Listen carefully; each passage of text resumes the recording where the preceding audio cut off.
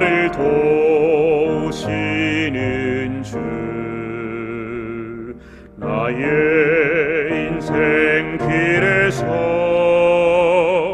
지치고 고나요 매일처럼 주저앉고 싶을 때 나를 밀어주시네. 일어나 걸어라, 내가 새 힘을 주리니. 일어나 너 걸어라, 내 너를 도우리. 나의 등 뒤에서 나를 도우시는 주, 평안히 길을 갈 땐 보이지 않아도 지치고 고나여 넘어질 때면 다가와 손 내미시네. 일어나 걸어라, 내가 새 힘을 주리니. 일어나 너 걸어라, 내 너를 도우리. 나의 등 뒤에서 나를 도우시는 주, 때때로 뒤돌아보면 여전히 계신 주, 잔잔한 미소로 바라보시며 나를 제쳐가시네. 일어나 걸어라, 내가 새 힘을 주리니. 일어나 너 걸어라, 내 너를 도우리. 하늘 아버지, 안식 후 한 3일 동안도 주님은 우리와 함께 하셨으며 우리의 구원이셨으며 우리의 찬송이셨으며 우리의 용서이셨으며 오늘 그렇게 3일 기도해 또 주의 앞에 나와 하나님의 말씀을 통하여 주님을 만날 수 있도록 우리를 인도하신 인도자였음을 하나님께 감사드립니다. 이 시간 겸비한 마음으로 주의 말씀을 듣게 하시고 사단이 틈타지 못하게 하시며 성령 하나님께서 우리들의 마음속에 함께 하셔 주의 말씀으로 주님을 만나는 아름다운 시간 되게 하여 주옵소서. 주께서 사랑하시는 종을 통하여 말씀하실 때에 준비된 말씀에 깊은 은혜와 감동이 있게 하시고 말씀을 펴므로 주님이 영광을 받으시는 아름다운 시간 되게 해 주옵소서. 예수님 이름으로 기도드립니다. 아멘. 하나님의 말씀 욥기서를 우리가 다 같이 보시겠습니다. 욥기 1장 1절로 5절에 있는 말씀을 우리 다 같이 합독하겠습니다. 우스 땅에 욥이라 이름하는 사람이 있었는데 그 사람은 순전하고 정직하여 하나님을 경외하며 악에서 떠난 자더라. 그 소생은 남자가 7이요 여자가 3이며 그 소유물은 양이 7,000이요 약대가 3,000이요 소가 500결이요 암나귀가 500이며 종도 많이 있었으니 이 사람은 동방 사람 중에 가장 큰 자라. 그 아들들이 자기 생일이면 각각 자기의 집에서 잔치를 베풀고 그 누이 셋도 청하여 함께 먹고 마심으로 그 잔칫날이 지나면 욥이 그들을 불러다가 성결케 하되 아침에 일어나서 그들의 명수대로 번제를 드렸으니 이는 욥이 말하기를 혹시 내 아들들이 죄를 범하여 마음으로 하나님을 배반하였을까 함이라. 욥의 행 항상 이러하였더라. 아멘. 저는 오늘 욥기 1장 1절로 마지막 22절까지 있는 말씀을 본문으로 해서 동방의 거부 욥의 가정을 통해서 얻을 수 있는 교훈에 떠나지 말라라는 제목으로 제가 오늘 은혜를 받고자 합니다. 떠나지 말라. 그동안에 우리는 욥기에 대해서 참으로 많이 들었고 욥이 어떤 고난을 받았고 욥이 어떠한 사람이라는 것은 너무나도 많이 우리가 듣고 보고 또 경험해 왔는데 저는 오늘 욥보다도 욥의 아내에 대해서 살펴보고 그에 대한 교훈을 얻을까 합니다.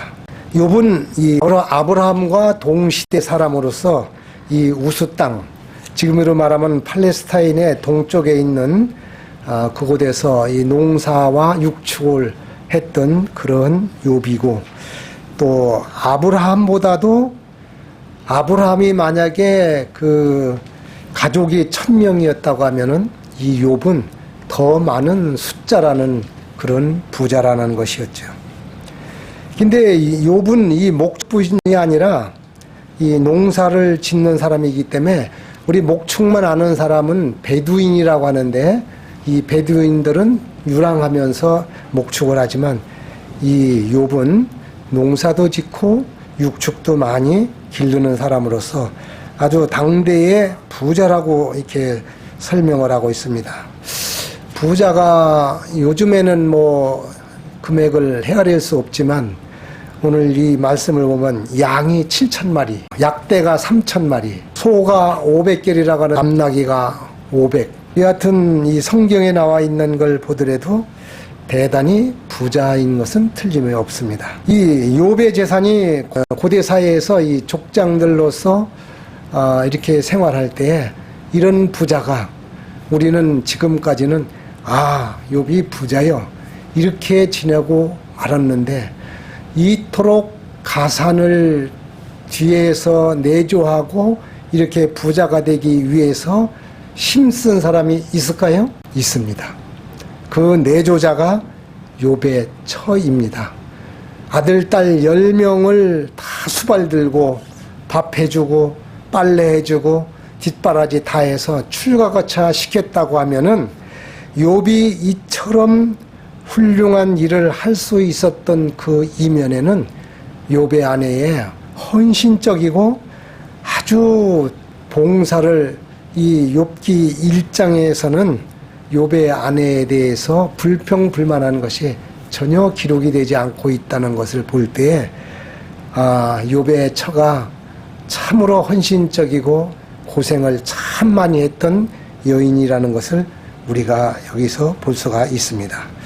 이런 재산이 많은 욥에게 이 재산을 모으면서 욥은 그냥 악착같이 이렇게 다 끌고 모으는 것이 아니고 그 지역의 족장으로서 많은 사람들한테 사랑을 베풀고 자비를 베풀고 양선을 베풀면서 아주 정직하고 순전한 사람으로서 욥이 행사를 그렇게 다 하고 살았다는 것을 보면은 참으로 욥은 그리스도인 중에 그리스도인이라고 생각할 수가 있습니다.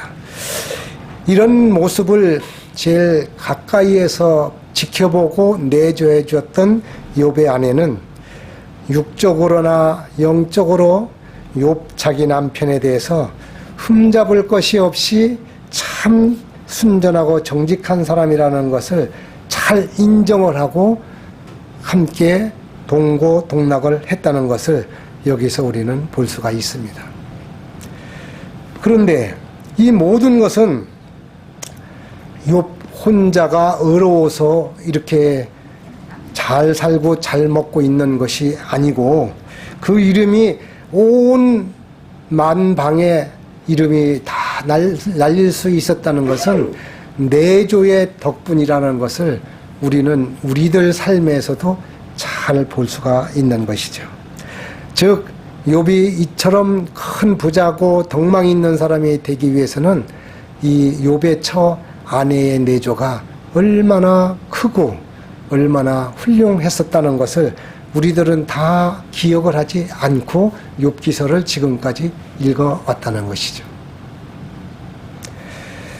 이 아브라함의 가정에서 뒤에서 내조했던 사라가 있듯이 욥이 이처럼 훌륭하게 된 데에는 욥의 아내, 욥의 처가 있으므로 욥의 가정이 10자녀 또 그 가정에서 부를 잘 만약에 욥의 처가 낭비벽이 심했고 여러 가지 절제된 생활을 하지 않았다면은 욥의 이 가정이 부자로 될 수가 절대 없는 것을 우리들이 삶에서 볼 수가 있죠.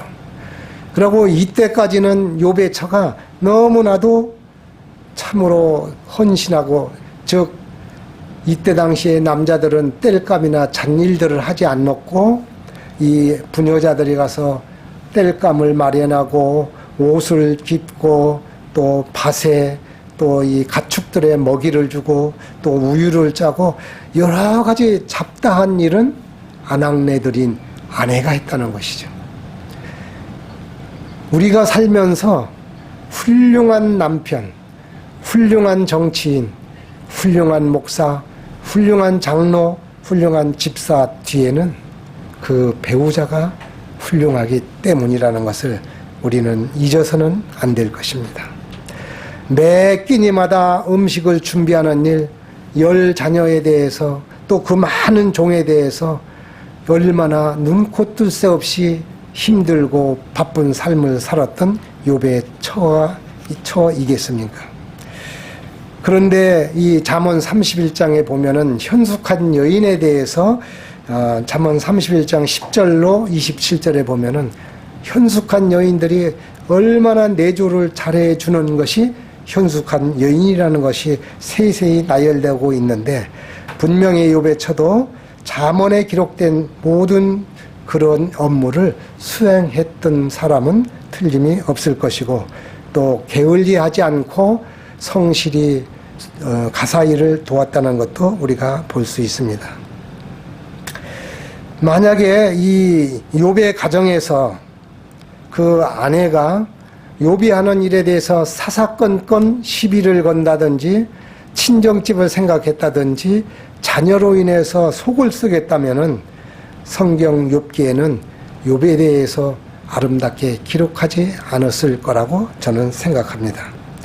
하나님께서는 하나님의 말씀 가운데 한 훌륭한 사람, 곧 참된 의미에서 성공적인 그 생애를 보내고 친지로부터 존경받는 사람을 묘사하는 사람이 있다고 하면은 하나님께서 인정하시는 욥이라고 하는 사람을 우리는 여기에서 간과하지 않을 수가 없습니다. 이처럼 아름다운 욥에 대해서 우리 지체 가운데에서 손과 발과 온 몸통이 마라톤을 해서 1등을 하면은 월계관이나 메달 받는 데는 어딥니까? 머리하고 목밖에 없는 것처럼 이 사지 지체가 헌신하지 않으면은 1등의 면류관이나 1등의 우리의 메달을 받을 수 없는 것처럼, 그런데 보이지 않게 헌신하는 것에 대해서 우리 그리스도인들은 너무나도 이 일에 대해서 생각하지 않고 있는다는 것이죠. 믿음이라고 하는 미명 아래 우리는 이 지체 가운데에서도 제일 말없이 고생하는 발이라든지 손이라든지 이 추위에 제일 어려움 있는 귀라든지 우리의 이목구비의 모든 것들이 얼마나 중요한 일을 하는지 모르는데 우리들은 이런 일에 대해서 감사함을 느끼지 않고 당당하게 살고 있는다는 것은 우리 신앙인으로서 한번 뒤돌아보고 생각해 보아야 되지 않을까 생각해 봅니다. 행복이라고 하는 것은 일방적으로 하는 것이 행복이 아닙니다. 가족이 있으면 배우자도 똑같이 공유할 때에 행복이라고 하는 것이지, 한 사람은 군림하고 한 사람은 박해를 받는 것은 행복이라고 하지 않는 것입니다. 행복은 공유하는 데 의미가 있지 독점하지 않는 것이라는 것을 우리는 잘 압니다. 이 자녀들에 대해서도 우리가 어떠한 내 취향과 내 소신으로 자녀들을 학대하면서 어떤 교육을 한다든지 자녀에 대한 어떤 앞날에 대해서 일방적으로 하는 것은 그것은 행복이 아닌 것입니다. 그래서 이 욥의 가정은 그 아내가 주축이 되어서 평생토록 이룩하는데 귀한 공이 있었는데 성경에는 욥의 처에 대한 칭찬이 하나도 없는 것입니다. 성경을 보다 보니까 왜 이처럼 훌륭한 사람이 욥만 하나님이 어려운 사람이라고 하고 욥이 있게 이 정도로 훌륭한 사람이 될 수 있던 욥의 아내에 대해서는 나쁜 거 부정적인 거로 하나로 끝냈을까? 이것이 오늘 우리가 생각해야 될 귀중한 관점인 것입니다. 욥의 처는 이 보복관념에 사로잡혀 살았다는 것입니다. 그래서 욥이 잘 나갔을 때에는 이 선에는 선으로 복으로 신명기 28장 있는 거 마냥 들어와도 복을 받고 나가도 복을 받고, 또 악한 사람은 천벌을 받아서 흔히 아주 많은 대가를 치러야 된다는 이 보복관념에 사로잡힌 욥의 처라는 것이죠. 우리가 신앙할 때에는 이 보복관념에 대한 생각에 치우쳐서 살다 보면은 어떤 실수나 어떤 어려움이 있을 때 우리는 하나님에 대한 사랑을, 하나님에 대한 자비를, 우리에 대한 순수한 하나님의 섭리를 잊어버리기 십상이라는 것이죠. 그러므로 남편이 하는 일을 언제든지 이 욥의 처는 긍정적으로 지지를 해줬는데, 축복은 언제나 하나님께 헌신할 때만 축복이 오고, 또 인간의 모든 고난은 죄에 따라서 비례해서 이 보복적 공의로 믿어왔던 욥의 아내가 오늘 우리가 전처를 밟지 말아야 된다는 보복적 관념에 대해서 탈피하시는 오늘 교훈을 얻자는 것입니다. 욥의 처의 남편이 믿을 수 없는 재난이 여기에 9절서부터 이제 쭉 2장까지 이 욥에 대한 고난이 이르게 되었던 것입니다.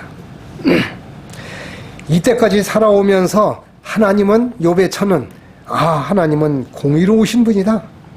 그러므로 진실무음한, 진실되고 흠이 없는 우리 남편 욥에 대해서는 이렇게 형벌이 내려지는 것은 나는 믿을 수가 없다. 욥의 아내는 이렇게 단정을 하는 것입니다. 우리가 어떤 일을 할 때 우리 집안에 우환이 닥치거나 몸에 질병이 올 때에는 욥의 처 마냥 이런 생각을 가질 수가 있다는 것이죠. 그래서 무슨 사고가 나면 내가 11조를 안 내서, 내가 오늘 교회를 안 가서, 내가 어떤 나쁜 마음을 먹어서 벌을 받았다, 이렇게 생각할 수 있는 사람들이 많이 있다는 것이죠. 하나님은 그런 하나님이 아니신 분이라는 것을 여기에 보복관념에 대해서 우리가 주의해야 된다는 것이죠. 이 욥에 대해서 우리가 이 어려움이 오는 것은 6절서부터 보겠습니다. 1장 6절. 하루는 하나님의 아들들이 와서 여호와 앞에 섰고 사단도 그들 가운데 왔는지라. 여호와께서 사단에게 이르시되 내가 어디서 왔느냐? 사단이 여호와께 대답하여 가로되 땅에 두루 돌아 여기저기 다녀왔나이다. 여호와께서 사단에게 이르시되 내가 내 종 욥을 유의하여 보았느냐? 그와 같이 순전하고 정직하여 하나님을 경외하며 악에서 떠난 자가 세상에 없느니라. 사탄이 여호와께 대답하여 가로되 욥이 어찌 까닭없이 하나님을 경외하리까? 주께서 그와 그 집과 그 모든 소유물을 산울로 두르심이 아니니까 주께서 그 손으로 하는 바를 복되게 하사 그 소유물로 땅에 널리게 하셨음이니이다. 이제 주의 손을 펴서 그의 모든 소유물을 치소서. 그리하면 정령 대변하여 주를 욕하리이다. 여호와께서 사단에게 이르시되 내가 그의 소유물을 다 내 손에 붙이노라. 오직 그의 몸에는 내 손을 대지 말지니라. 사단이 곧 여호와 앞에서 물러가니라. 13절. 하루는 욥의 자녀들이 그 맏형의 집에서 식물을 먹으며 포도주를 마실 때 사자가 욥에게 와서 고하되 소는 밭을 갈고 나귀는 그 곁에서 풀을 먹는데 스바 사람이 갑자기 이르러 그것들을 빼앗고 칼로 종을 주겠나이다. 나만 홀로 피한 고로 주인께 고하러 왔나이다. 그가 아직 말할 때에 또 한 사람이 와서 고하되 하나님의 불이 하늘에서 내려와서 양과 종을 살라 버렸나이다. 나만 홀로 피한 고로 주인께 고하러 왔나이다. 그가 아직 말할 때에 또 한 사람이 와서 고하되 갈대아 사람이 새 떼를 지어 갑자기 약대에게 달려들어 그것을 빼앗으며 칼로 종을 죽였나이다. 나만 홀로 피한 고로 주인께 고하러 왔나이다. 그가 아직 말할 때에 또 한 사람이 와서 고하되 주인의 자녀들이 그 맏형의 집에서 식물을 먹으며 포도주를 마시더니 거친 들에서 대풍이 와서 내 집 모퉁이를 치매 그 소녀들 위에 무너짐으로 그들이 죽었나이다. 나만 홀로 피한 고로 주인께 고하러 왔나이다 한지라. 욥이 일어나 겉옷을 찢고 머리털을 밀고 땅에 엎드려 경배하여 가로되 내가 모태에서 적신으로 나와 싸운 적 또한 적신으로 그로로 돌아갈지나 주신 자도 여호와시오 취하신 자도 여호와시오니 여호와의 이름이 찬송을 받으실 자니이다 하고 이 모든 일에 욥이 범죄하지 아니하고 하나님을 향하여 어리석게 원망하지 아니하니라. 이 사단이 우리들한테 시험을 주는 것은 이 1장 13절에서부터 기록한 것처럼 이 소유에 대해서 제일 먼저 사람에게 시험을 주는 것을 볼 수 있습니다. 그래서 이 재물이 없어진다든지 우리가 가진 소유물이 없어질 때에는 조금 휘청하죠. 믿음 있는 사람이. 그런데 욥의 아내는 도대체 욥이 그렇게 의로운 사람인데 이건 말이 안 되는 사건이 전개되는 과정에 아니 죄인이라던 우리 이 욥이 사는 그 우수 땅 이 인근에는 못된 짓 하는 사람도 있을 것이고 거기에서 정말 벌 받을 사람들도 있을 것인데 아니 죄인들도 많이 있을 텐데 왜 우리 남편만 이전에 보지도 듣지도 못했던 이런 시련을 당할 수가 있겠습니까? 하나님을 이때부터 의심하기 시작하고 욥으로부터 대제사장으로 가정에서 예배를 드렸고 행복했던 그 시절의 것을 다 망각하고 그냥 형식적으로 우리가 아침 예배 드렸고 형식적으로 기도했고 형식적으로 교과 공부했고 형식적으로 교회를 왔다 갔다 했다는 것이 욥의 아내의 현실이라는 것이죠. 우리는 어려운 가운데 소유물로 인해서 휘청하지 않을 때에는 사탄이 또 한 가지 방법을 2단계 높여서 방법을 제시하는데 2장 1절 또 하루는 하나님의 아들들이 와서 여호와 앞에 섰고 사단도 그들 가운데 와서 여호와 앞에 서니 여호와께서 사단에게 이르시되 내가 어디서 왔느냐 사단이 여호와께 대답하여 가라되 땅에 두루 돌아 여기저기 다녀왔나이다. 여호와께서 사단에게 이르시되 내가 내 종 욥을 유의하여 보았느냐 그와 같이 순전하고 정직하여 하나님을 경외하며 악에서 떠난 자가 세상에 없느니라. 내가 나를 격동하여 까닭없이 그를 치게 하였어도 그가 오히려 자기의 순전을 굳게 지켰느니라. 사단이 여호와께 대답하여 가라되 가족으로 가족을 바꾸오니 사람이 그 모든 소유물로 자기의 생명을 바꾸올지라. 이제 주의 손을 펴서 그의 뼈와 살을 치소서. 그리 하시면 정령 대면하여 하나님 주를 욕하리이다. 여호와께서 사단에게 이르시되 내가 그를 내 손에 붙이노라. 오직 그의 생명은 해하지 말지니라. 사단이 이에 여호와 앞에서 물러가서 욥을 쳐서 그 발바닥에서 정수리까지 악창이 나게 앉으라. 욥이 제 가운데 앉아서 기와 조각을 가져다가 몸을 긁고 있더니 그 아내가 그에게 이르되 당신이 그래도 자기의 순전을 굳게 지키느냐? 하나님을 욕하고 죽으라. 그가 이르되 그대의 말이 어리석은 여자 중 하나의 말 같도다. 우리가 하나님께 복을 받았은즉 재앙도 받지 아니하겠느냐? 하고 이 모든 일에 욥이 입술로 범죄치 아니하니라. 괴계는 소유에서 이번에는 건강으로다가 우리를 괴롭힌다는 것이죠. 이 하나님의 믿음을 올바로 굳건하게 한다고 하면은 이 사탄이 재앙을, 사람이 소유물을 친다든지 사람이 아프다든지 어떤 사람들의 관계를 끊는다든지 하는 것은 사탄의 술수고 작품이라는 것이죠. 그런데 우리는 이 욥의 아내 마냥 우리가 어떤 재난이나 어떤 어려움이 있으면은 하나님이 벌을 줘서 이렇게 됐다고 우리는 생각하기가 쉽다는 것이죠. 하나님께서는 욥이 순전하고 믿음이 있는 사람이라고 하셨는데 왜 이를 허락하셨느냐? 이걸 만약에 허락하지 않았다고 하면 먼저 소유물만 가지고 이 욥이 승리했다고 하면 이제 됐어 하고 끝났을 텐데 왜 건강에까지 이렇게 하나님이 허락하셨는가? 이 보복관념에 대해서 사탄이 이용한다는 것이죠. 그래서 우리가 신앙한다고 할 때에는 모든 것이 잘 되고 잘 살 때만이 예수 잘 믿는 거고 하나님께 우리가 온전한 신앙이 있는 사람이고 축복받는다는 것만 우리들은 생각하고 신앙하고 있다는 것이 얼마나 위험한 일이라는 것을 오늘 교훈해야 되겠다는 것이죠.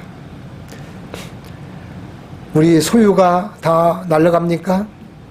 우리 몸에 지병이 나서 우리의 배우자가 우리 곁을 떠납니까?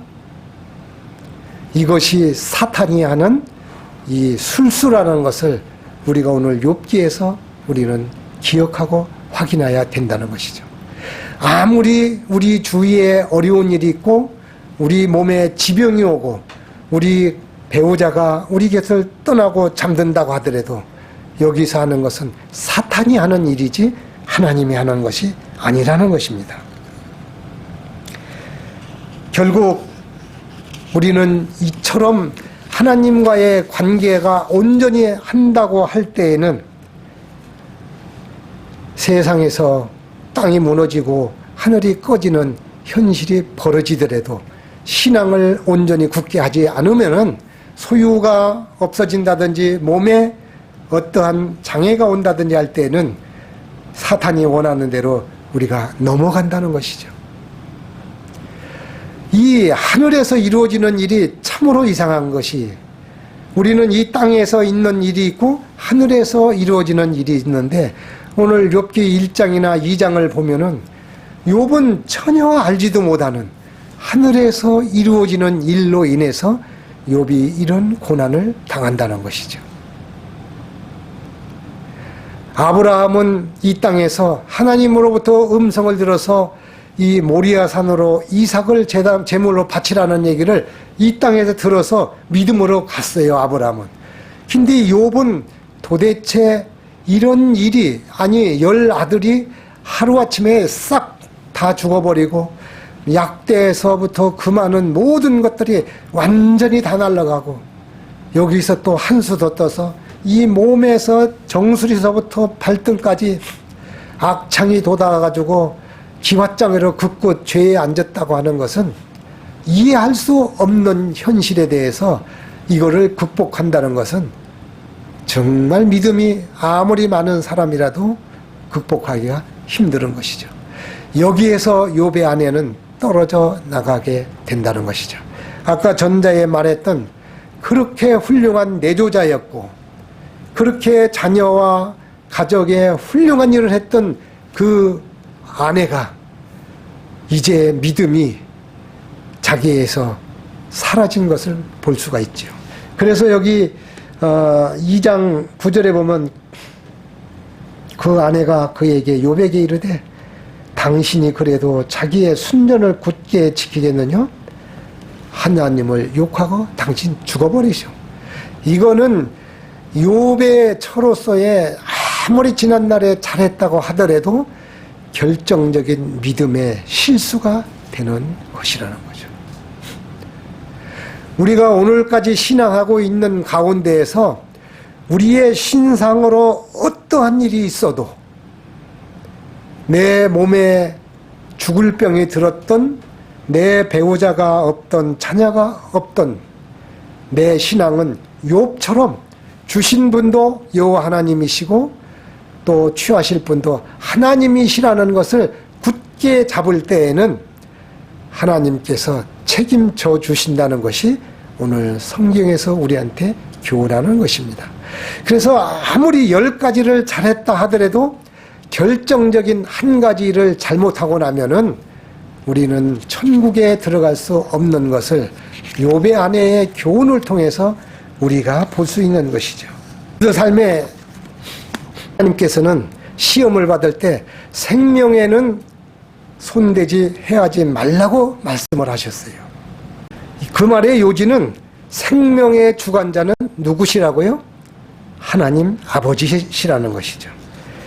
이 따라서 사탄은 자기가 해야 되는 일을 누구를 통해서 현재 진행하고 있어요? 바로 욥의 처를 이용하여 남편에게 욕하고 죽으라고 하는 것입니다.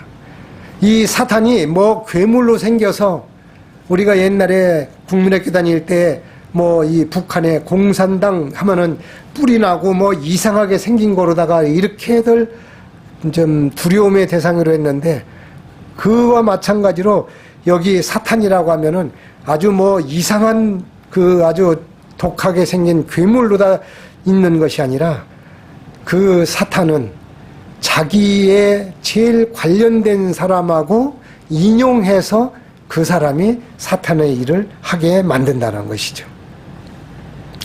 평생 동안 남편에게 내조를 했고 정말로 귀중한 반려자, 배우자를 통해서 사탄은 역사를 하는 것입니다. 당신 하나님을 믿고 떠나고 이제 죽어버리라. 이 아내는 욥의 처녀는 남편에게 그 누구보다도 가장 충격적인 상처를 주고 사단이 얼마나 교묘하게 욥의 처를 통해서 역사하는가를 우리는 여기서 교훈해야 되겠다는 것이죠.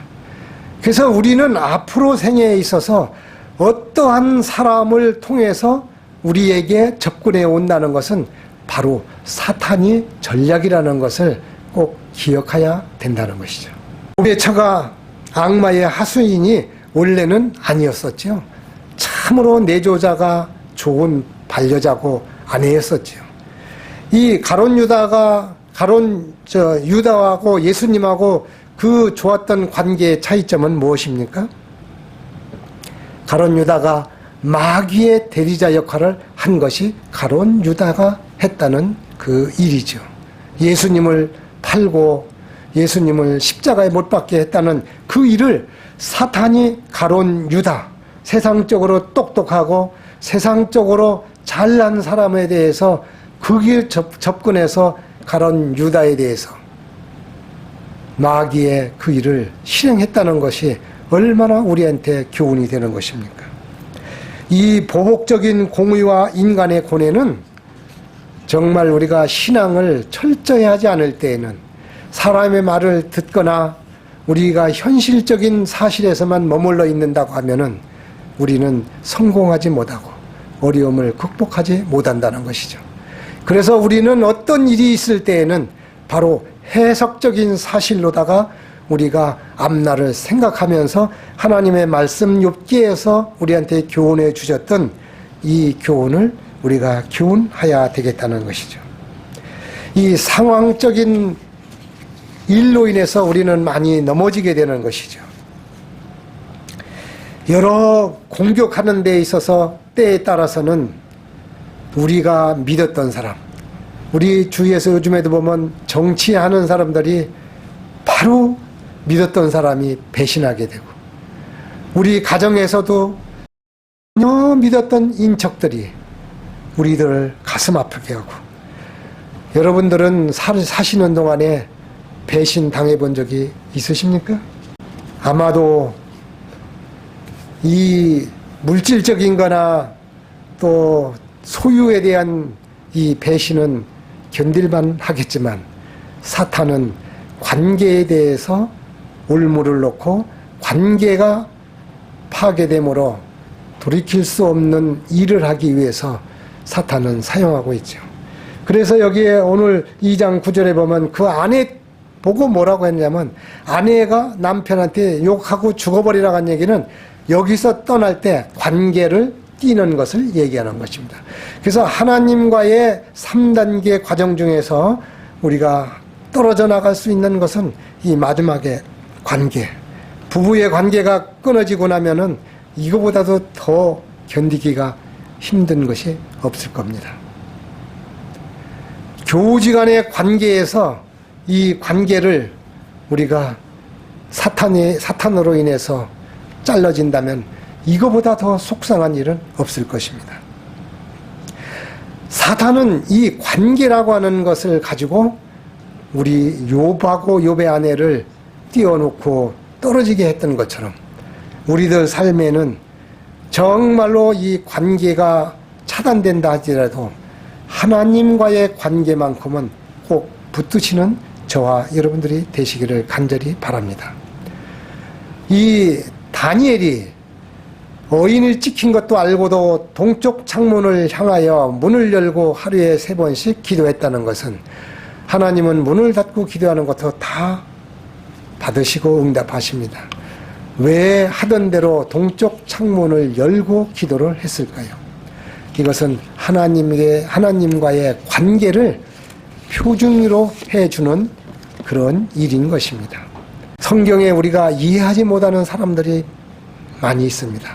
그 중에서 아벨의 죽음에 대해서는 우리가 확실하게 이해하려면 하늘에 가서 하나님한테 물어보는 길밖에 없습니다. 뭐 다 제사고 여러 가지 이야기를 들었지만 아벨이 너무 억울한 죽음을 당한 것입니다. 바세바의 남편 우리야, 이처럼 충직한 사람이 그 다윗한테 죽었다는 것은, 죽임을 당했다는 것은 정말 우리가 이해하기 힘든 것입니다.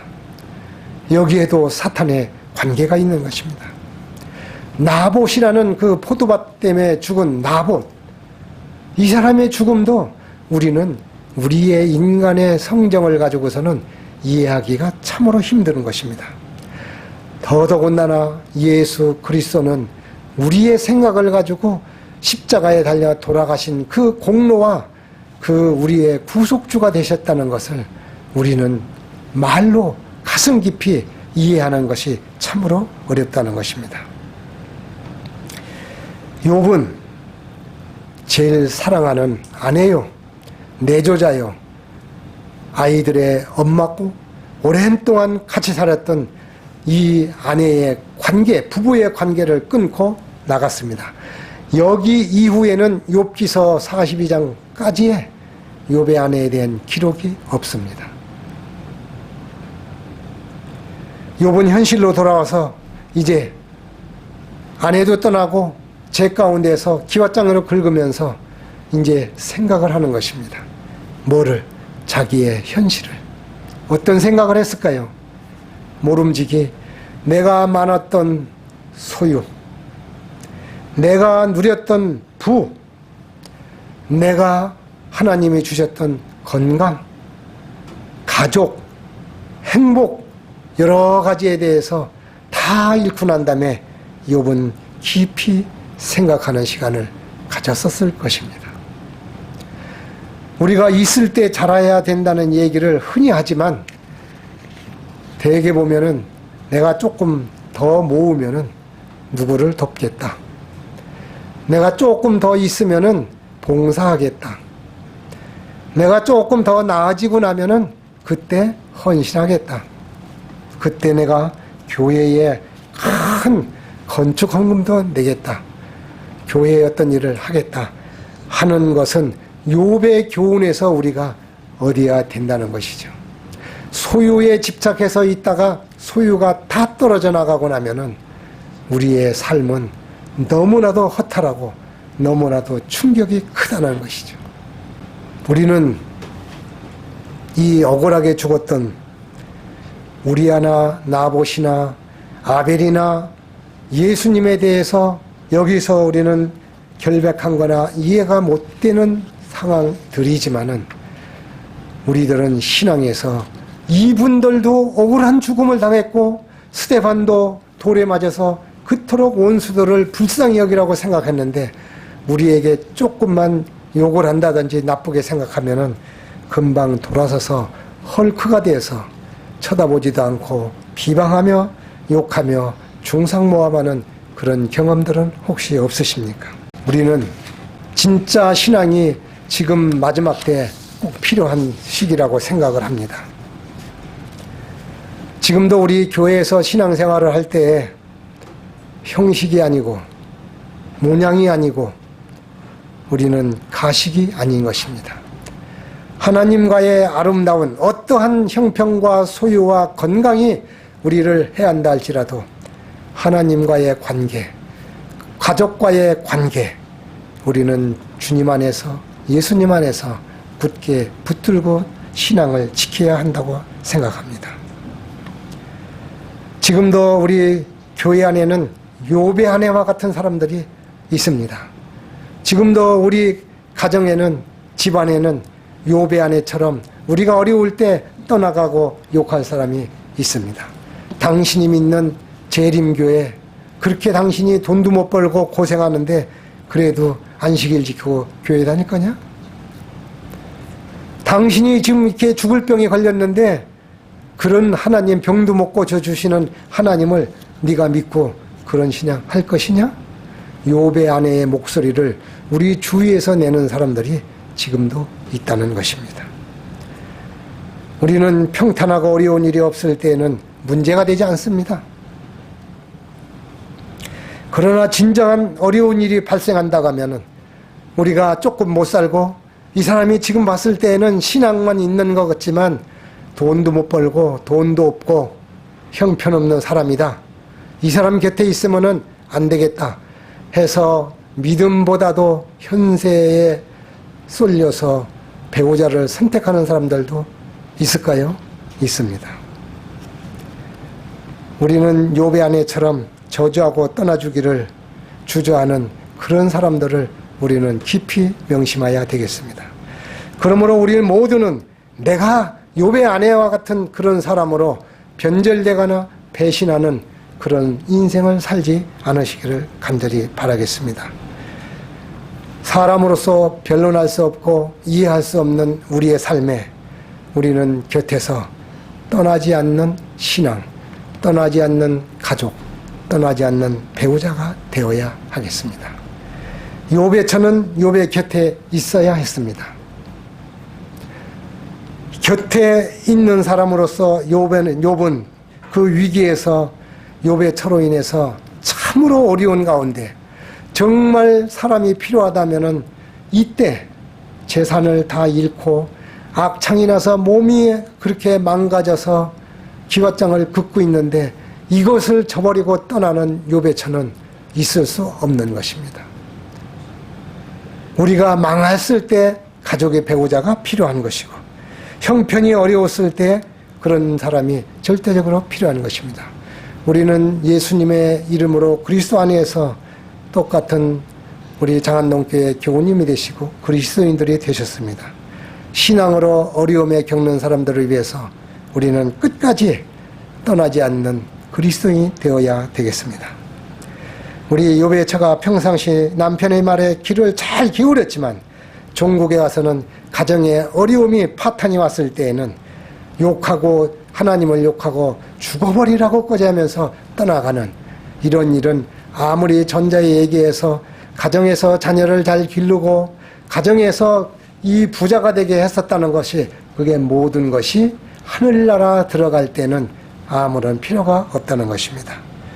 우리는 선한 자에게 축복이고 악한 자에게 저주하는 보복의 정신, 이런 데에 보복에 대한 공의라는 이런 관념에서 우리는 빨리 탈피해야 되겠습니다. 하나님께서는 욥이 간증한 것처럼 주신 분도 여호와시요 취하실 분도 여호와시라는 것을 깊이 깨닫고 적신으로 왔다 적신으로 우리는 이 땅을 떠나서 한 줌의 흙으로 돌아간다는 사실을 알을 때, 하나님과의 올바른 관계가 정립됐을 때 우리의 수평적인 이웃지간에, 부부지간에, 가정지간에, 교회지간에 수평관계가 잘 유지될 수 있다고 확신하면서 오늘 어떤 일이 있어도 우리는 평생 관계를 저버리는 일이, 떠나는 일이 없는 저와 여러분들이 되시면서 룻기가 붙쫓아서 끝까지 시어머니를 찾아서 룻이 갔기 때문에 룻기 1장 14절 16절에 보면은 이 룻은 나오미를 붙쫓아서 끝내는 예수님의 족보에 이름이 올라가는 것을 우리는 볼 수 있습니다. 우리는 떠나지 말고 붙쫓는 신앙을 함으로 승리하는 저와 여러분들이 되시기를 간절히 바라겠습니다. 기도하고 마치겠습니다. 하나님 아버지,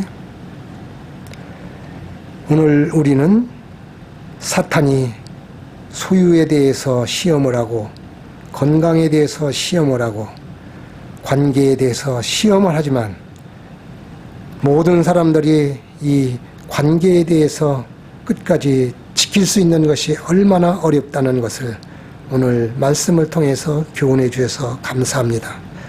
우리의 형편이 어떤 어려움과 여건이 참으로 나쁜 환경이 될지라도 오직 예수님과의 관계, 하나님과의 관계를 통하여 수직관계가 올바로 되므로 아내와 가족과 이웃과 교우님들 지간에 수평관계를 잘 맺을 수 있도록 우리에게 보장하여 주시는 귀한 말씀을 인하여 감사합니다. 그와 같은 삶을 우리들이 살 수 있도록 성령님 인도하여 주시고 축복하여 주시옵소서.